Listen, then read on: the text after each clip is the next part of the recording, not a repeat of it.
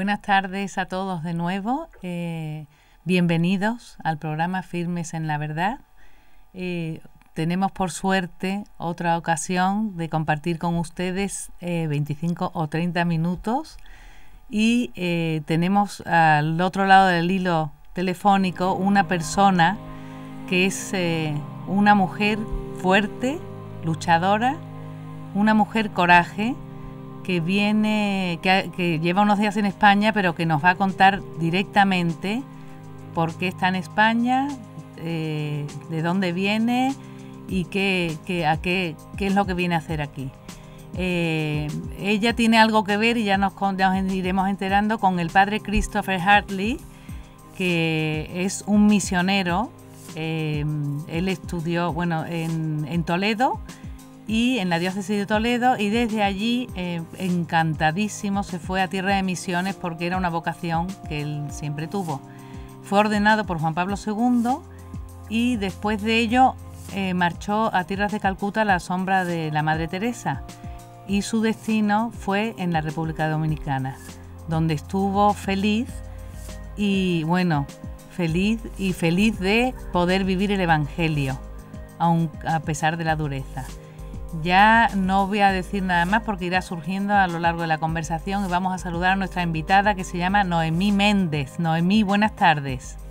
Buenas tardes y muchas gracias por esta oportunidad que me dan de compartir mi testimonio, de compartir cuál es la situación de mucha gente que vive en la República Dominicana en situación realmente difícil. Muchas gracias. Cuéntanos eso, vamos a ver. Ella, eres de la República Dominicana y eres abogada.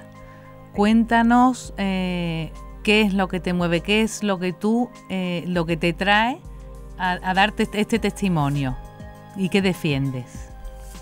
Bueno, yo soy abogada, soy dominicana, vivo en San Pedro de Macorís.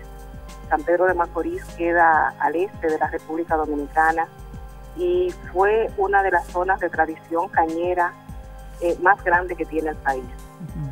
En el momento en el que la caña de azúcar era el principal producto de exportación de la República Dominicana, San Pedro de Macorís concentraba alrededor de 7 ingenios. ¿Y esto para la tiene? Producción del... Perdón. El padre Hartley estuvo en San José de los Llanos, ¿no? Sí, San José de los Llanos es un municipio de la provincia. Uh-huh. San Pedro de Macorís es como la provincia cabecera, y San José de los Llanos es un municipio de San Pedro de Macorís que queda alrededor de 30 minutos de distancia de la ciudad. Uh-huh. Entonces, sigue. ¿Conoce allí al padre Christopher Hartley o cómo es la cosa? Sí, nos conocemos. Yo trabajaba en un organismo de la Conferencia del Episcopado Dominicano que se llama Centro Dominicano de Asesoría e Investigaciones Legales, conocido como CEDAI por sus siglas. Y ese organismo se dedica a dar educación, orientación y asesoría legal uh-huh. a 4 grupos fundamentales, que son mujeres víctimas de violencia, niños, campesinos que tienen dificultad con sus posesiones de tierra, y a los inmigrantes haitianos. Uh-huh. En esa tarea CEDAI hace una serie de trabajos con las parroquias, con los sacerdotes y con las comunidades que son focos de protección. Uh-huh. El padre Hartley estaba en una parroquia que concentra alrededor de 60 batelles. Los batelles son los poblados donde viven los trabajadores que cortan la caña, que cortan y que siembran la caña. Eso, vamos a repetirlo para que la gente lo sepa, porque no se suele oír aquí esa palabra, batelles, que sí, son los poblados. Uh-huh. Sí, batelle es una palabra que dicen que tiene un origen taíno. Sí. Y dentro de los cañaverales, a una distancia razonable, están estos pequeños poblados, que es donde viven los trabajadores. Uh-huh. ¿Y cómo son? Estos poblados inicialmente se construyeron para que vivieran hombres solos. Sí. Y estaban constituidos básicamente por barracas o barrancones, uh-huh. unas pequeñas habitaciones de algunos 9 metros, y me temo... condiciones realmente precarias. Eso, Noemí. Luego los trabajadores comenzaron a traer su familia, sí. Y comenzaron también a hacer familia aquí en República Dominicana. Uh-huh. y se hicieron otros, además de los barrancones, se hicieron otro tipo de construcciones, pero igualmente pequeñas. Son más o menos 2 habitaciones. En el Batey no hay ninguna edificación que pase a 2 habitaciones. Están normalmente muy apartados de la ciudad, con caminos inaccesibles, no tienen energía eléctrica, no tienen agua corriente. Algunos no tienen escuelas, las escuelas están distantes unas de otras. La atención médica también es muy precaria.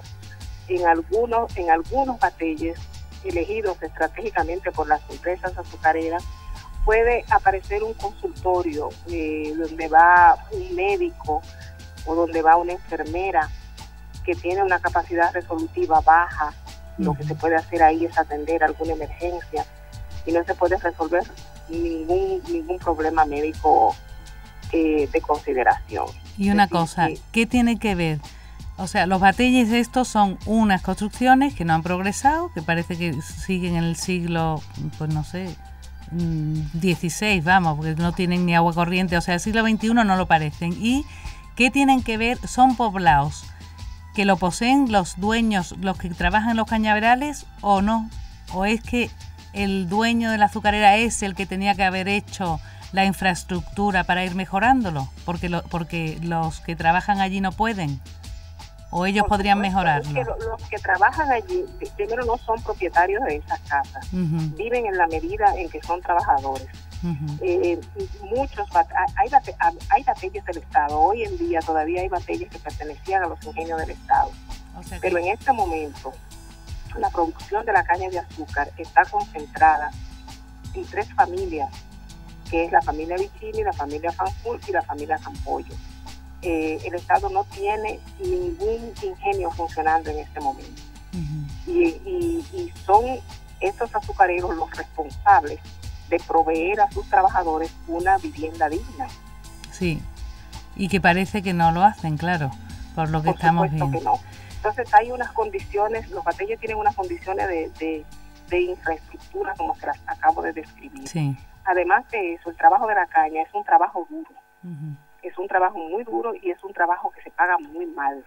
La tonelada de caña se paga a 110 pesos la tonelada. Fíjate que 110 pesos en este momento tiene que ser alrededor de 2 euros sí. o quizás un poco menos. O sea que es un sueldo indigno totalmente para una persona trabajadora. Claro, además el horario también creo que es muy duro, ¿no? Claro, estos trabajadores trabajan por producción. Ellos no tienen un salario mensual, sino que cobran de acuerdo a la cantidad de caña que corten. Lo mínimo que trabaja un picador de caña al día son 10 horas. 10 horas diarias. En 10 horas un trabajador no puede cortar más de 3 toneladas de caña. Fíjate. Sí, y entonces, para que tengas una idea de lo que puede producir un trabajador joven. Y hay muchos ancianos trabajando en las plantaciones. Es decir, que hay ancianos de eso o personas muy mayores que lo que pueden cortar en un día es menos de 1 tonelada de caña, o para reunir 1 o 2 toneladas de caña tienen que trabajar 2 o 3 días a la semana. Entonces, una cosa, Noemí, ¿a usted le llega denuncias, estando allí siendo abogado de este centro de las parroquias, o le viene vía del padre Christopher Hartley, o cómo se involucra en esto? Bueno, yo conocí, como le dije, al padre Hartley trabajando en su trabajo pastoral en estas plantaciones. Comenzamos a tener contacto con los trabajadores. Él comenzó a ver y a descubrir todo lo que estaba pasando allí dentro de las plantaciones, las condiciones infrahumanas en las que estas personas trabajaban, la violación a sus derechos humanos fundamentales, la violación a todos los derechos laborales que pueda tener un ser humano y que están reconocidos en las leyes del país. Pero lo más penoso de todo esto es que estos trabajadores no tenían conocimiento de sus derechos. Son trabajadores que no tienen una situación migratoria regular, que siempre pensaron que por esa situación ellos no podían reclamar absolutamente nada. Bueno, porque algunos vienen... Y que el único derecho que ellos tenían era de trabajar y de cobrar lo que le pagaran. Noemí, algunos de estos trabajadores vienen de Haití también, ¿no? Prácticamente todos. Los que trabajan en el corte y en el tiro de la caña, todos son haitianos, son trabajadores haitianos. Algunos son dominicanos de origen haitiano, es decir, dominicanos porque nacieron en la República Dominicana de padre o madre haitiana. Claro. Entonces están en un desconocimiento total de esos derechos y se creen que no pueden reclamar nada, ¿no? Sí, cuando nosotros llegamos a estas plantaciones, para la gente que vivía allí, el batey era todo, es decir, para ellos el batey era el país y el batey era la República Dominicana. Ellos no sabían que fuera de la República Dominicana, de ese contexto específico del batey, hay un país que tiene unas leyes que están organizadas, que tiene unas instituciones, que hay unos funcionarios. En la línea de mando del batey está lo que le llaman el jefe de campo, está el mayordomo, está el campestre. Para esos trabajadores, ese campestre, ese mayordomo, ese jefe de campo, era toda la autoridad. Ellos eran la policía, ellos eran el fiscal, ellos eran el juez, ellos lo eran todo. Hasta que nosotros llegamos y comenzamos a explicarle a la gente, comenzaron ellos a saber que fuera de ese mundo había un mundo organizado y que un campestre no tenía la autoridad legal para encerrar a ningún trabajador, que eso era competencia de la fiscalía, o que para detener a una persona eso era competencia de la policía y que existían unos procedimientos que era obligatorio cumplir. En ese nivel encontramos nosotros los bateyes de la parroquia del Padre Cristo en San José de Beciano. Entonces, Noemí, claro, todas estas cosas que ustedes van a desvelar a estas personas son, me imagino que serán ustedes declarados personas no gratas, ¿no? Porque habrá mucha gente en contra de todo este descubrir una visión nueva de la vida con derechos, y que serán ustedes, serán muy difíciles para ustedes estar allí, ¿no? Porque sumamente difícil. Eso fue lo que provocó la expulsión del Padre Christopher en el año 2006. Padre Christopher no salió porque se quería ir ni porque quería abandonar el trabajo pastoral. A mí no me han expulsado todavía porque soy dominicana y tendrán que buscar un motivo para hacerlo. Pero tiene toda la razón. Hay mucha gente que considera, sobre todo estas familias concentran mucho poder económico, tienen mucha influencia en el poder político. Y cuando se denuncian estas situaciones, siempre se levanta una voz muy mediática que empieza a decir que las personas que estamos trabajando en eso no lo estamos haciendo por un interés ni jurídico, ni religioso, ni nada por el estilo, que se le quiere hacer daño al país, que se quiere perjudicar al país, que hay intereses foráneos que están incidiendo en que se haga ese tipo de denuncias, y lógicamente que las denuncias no son reales. Es bueno decirle que en República Dominicana hay mucha gente que no ha ido nunca a un batey. Claro. Y hay mucha gente que no conoce esta realidad, penosamente, que no conoce esta realidad. Claro, entonces descubrir esto al Estado no le conviene, primero de todo, porque es una cosa que se está viviendo en pleno siglo XXI con consentimiento del Estado. Y claro, esto es un consentimiento tácito, porque el Estado tiene la responsabilidad de regular las relaciones laborales entre el empleador y el trabajador. Y el tipo de violaciones que se da en el contexto del batey, el Estado no hace ninguna intervención. Le voy a poner un ejemplo. Cuando se inicia el periodo de la zafra, que es el periodo de la cosecha, el trabajador nunca sabe cuánto le van a pagar. Si la tonelada de caña la van a pagar a 110 pesos o a 120 o a 105. Últimamente algunas empresas emiten un comunicado donde le dicen al trabajador lo que le van a pagar por la tonelada de caña y los beneficios que le van a dar. Pero luego no hay ninguna institución del Estado que vigile si eso que estaba puesto en ese comunicado se está cumpliendo, si ciertamente la caña se está pagando a 110 pesos.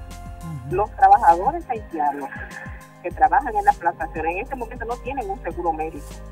Y eso contraviene la ley de seguridad social, que dice que no puede haber ningún trabajador que no tenga un seguro médico, que no tenga un seguro de riesgos laborales, que no tenga un seguro de accidentes de trabajo, que no cotice para la pensión. Claro, y todo eso se está dando en este preciso momento con los trabajadores de las plantaciones cañeras. ¿Y desde dónde, hasta dónde habéis llegado vosotros? ¿Qué habéis conseguido? Hemos conseguido muchas cosas, porque toda esa realidad que yo les decía al principio, de que la gente no conocía sus derechos, de que la gente no sabía lo que había fuera del batey. Claro, no tiene información ninguna. Los niños, había una realidad de los niños trabajando en las plantaciones, niños y niñas. Claro. Esa es una cuestión que por todas las denuncias y todas las intervenciones que hizo el padre Christopher y que hicimos, los azucareros se han visto en la necesidad de eliminar el trabajo infantil, de no permitir que los niños trabajen en las plantaciones. El trabajo de la caña es un trabajo peligroso y es un trabajo insalubre. Claro. Además del trabajo infantil, está todo el tema del tráfico de personas. Muchos de estos trabajadores eran traficados por la frontera dominicana con Haití, y había una serie de buscones, como se les suele llamar, que son los que del lado dominicano y del lado haitiano se encargaban de reclutar a esas personas para llevarlas a las plantaciones. Esa es otra cosa que también se ha eliminado y que ha mejorado bastante. Qué bien. O sea que, ¿y a España, Noemí, para qué es lo que ha venido a hacer a España? Bueno, el lunes de esta semana, Joana Socias ha puesto en circulación un libro que se llama En el púlpito de la miseria. Este libro recoge un poco la historia del padre Hadley en su condición de sacerdote y de misionero, tanto en la República Dominicana como en Etiopía, que es el destino que tiene actualmente. Entonces ellos me han invitado para que yo venga a la presentación del libro y para que yo pueda testimoniar todas esas cosas que están pasando en este momento en el país. Qué bien. O sea que es una gran difusión tu presencia en España, y es muy importante que puedas hablar también a través nuestra, porque realmente es una cosa que no se sabe y contribuye a la mejora del ser humano y de su dignidad en el mundo de hoy, claro. Así sobre que todo esa parte de la dignidad. Sí. Además, yo en la presentación del libro yo decía que yo era una representante con una voz prestada. Qué bonito. La voz de todos los trabajadores que no pueden salir de la República Dominicana, que no pueden hablar ni fuera ni dentro. Claro. Qué bonito, que es verdad. Ni pueden hablar aquí ni pueden hablar allá, porque el que hable va a perder su trabajo, y es gente que no tiene nada sobre la cabeza, que pierde el trabajo en la mañana y en la tarde no tiene que comer.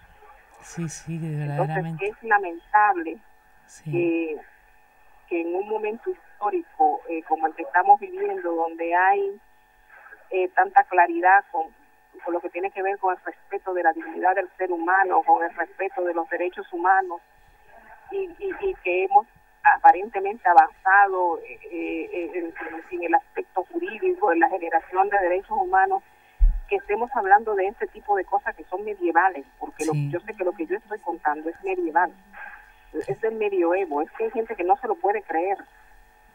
Claro, no, es que yo me estoy quedando, nos quedamos impresionados, porque te crees que hoy día no existen estas cosas, sobre todo en la República Dominicana, ¿no? Que tiene tanto contacto con el mundo exterior, con cualquier país sudamericano que está en pleno desarrollo, que tiene, como tú dices, en el país una regulación, unas normas, unos derechos, y entonces te quedas impresionado de pensar que estos son una maraña de injusticias en un trozo de tierra y que no hay quien meta la mano ahí. Es que verdaderamente es una maravilla que una persona como usted, como tú, yo ya te tuteo porque es que nos Ya. consideramos No te preocupes. en el mismo bando, ¿no? Es decir, no puede hoy día dejarse que ocurra esto, bajo la faz de la tierra, porque y el padre Christopher entonces, aunque esté en Etiopía, que está siguiendo su misión, sigue en contacto con ustedes, ¿no?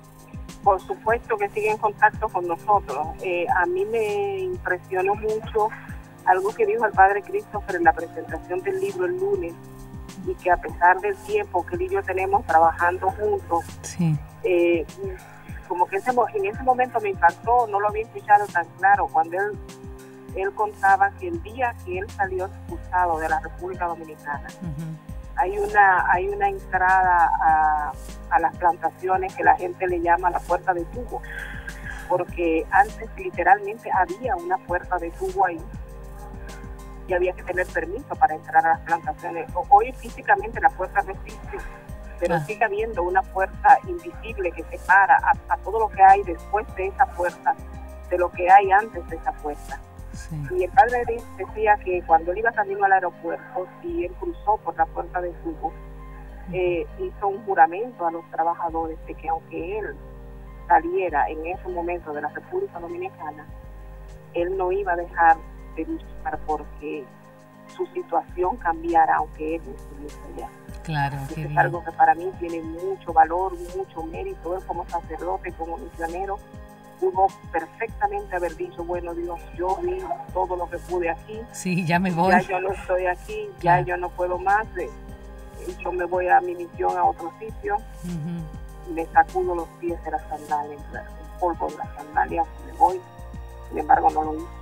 No lo hizo y claro, es una maravilla porque es un respaldo, ¿no? Para usted misma, Noemí, es un respaldo, porque no se encuentra sola, porque puede, claro, pues qué maravilla, ¿eh? Así que le deseamos un feliz viaje de vuelta, llena de energía y nuestro apoyo en nuestras oraciones también, para que sigan en la lucha y nuestro seguimiento.